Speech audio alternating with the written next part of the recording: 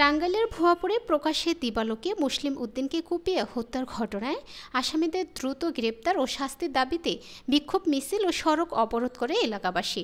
মঙ্গলবার সকাল 10টা থেকে ভুয়াপুর যমুনা সেতু পূর্ব আঞ্চলিক মহাসড়ক এর মাটিকাটা এলাকায় এই কর্মসূচি পালন করে তারা। এতে মুসলিম উদ্দিনের পরিবার ও আত্মীয় স্বজন সহ হাজারো এলাকাবাসী অংশ নেয়।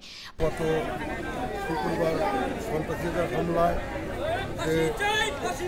খুনিটা হয়েছে, সেই খুনির আমরা ফাঁসি চাই, আমরা সকলেই ফাঁসি চাই, আমিও নিজেও চাই। এর জানি দ্রুত বিচার হয়, প্রশাসন জানি দ্রুত তাড়াতাড়ি জানি এই বিচারের আওতায় এনে তাদেরকে ফাঁসি দেওয়া হোক, এটা আমি প্রত্যাশা বা এই আমার দাবি। পরে ওসি একেএম রেজাউল করিম এবং ভারপ্রাপ্ত উপজেলা সহকারী কমিশনার ভূমি ও নির্বাহী অফিসার ফাহিমা বিনতে আখতার ঘটনাস্থলে উপস্থিত হয়ে আসামিদের গ্রেপ্তারের আশ্বাস দিলে 2 ঘণ্টা পর দুপুর 12টার দিকে লোকজন অবরোধ তুলে নেয় এবং যানবাহন চলাচল স্বাভাবিক হয়। এরকম ঘটনা কখনোই কাম্য না এবং কাঙ্ক্ষিত না। এটা অনাকাঙ্ক্ষিত ঘটনা ঘটেছে। আমাদের প্রশাসনের তরফ থেকে শতভাগ সহায়তা আপনাদেরকে আমরা করবো এবং আমাদের যিনি ওসি সাহেব আছেন তিনি আপনাদেরকে বলেছেন যে আমরা একজনকে তো অলরেডি আমরা গ্রেফতার করেছি, এরপর যখন তাদের আমরা খুঁজে পাবো অবশ্যই তাদেরকে গ্রেফতার করা হবে এবং শাস্তির আওতায় আনা হবে। কিন্তু তার আগে আপনাদের প্রয়োজন আমাদেরকে একটু সহায়তা করা, আমাদেরকে একটু সহায়তা করেন। আপনারা যারা আছেন এই এলাকার যারা জনগণ আছেন, শুধু ডিফারেন্ট না, পুরো ভুয়াপুরের যারা জনগণ আছেন তারা কিন্তু সবাই আমাদের স্টেক হোল্ডার। জনগণকে ছাড়া কিন্তু আমরা কোনো কাজ করতে পারি না। আমরা আসি জনগণের সেবা করার জন্য এবং আমাদের প্রত্যেকটা কাজ তাদের সহায়তা ছাড়া আমরা করতে পারি না, যে কোনো কাজই। সো আপনারা আমাদেরকে একটু সহায়তা করেন। আপনারা মানববন্ধন করেছেন, বুঝতে পারছি আপনাদের মনে কষ্ট আছে এবং আপনারা ক্ষুব্ধ হয়েছেন। এটা খুব স্বাভাবিক, এটা হওয়াটা খুব স্বাভাবিক। এটাকে আমি নেগেটিভ ভাবে দেখছি না, কিন্তু এটুকু বুঝেন যে গরমের মধ্যে আপনারা কষ্ট করছেন।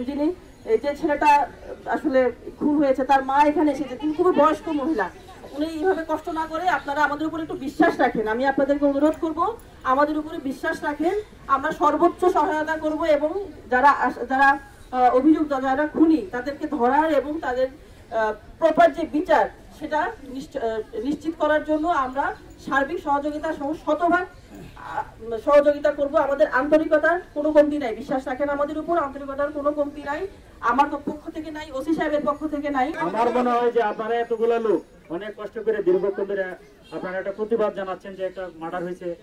যার ফ্যামিলিতে একটা মার্ডার হয় সে বুঝে তার কি কষ্ট, আমরাও বুঝি।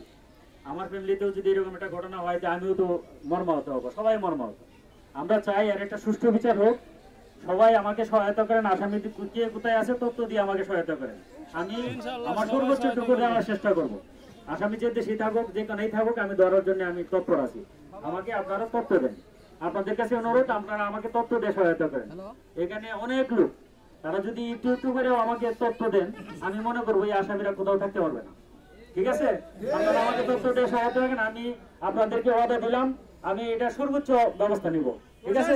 উল্লেখ্য, গত 4 অক্টোবর বিকালে সালিশ শেষে ফেরার পথে মুসলিম উদ্দিনকে কুপিয়ে হত্যা করে সুজন, রাকিব, মর্তুজ, শাহজামাল, শামীম সহ একদল সন্ত্রাসী।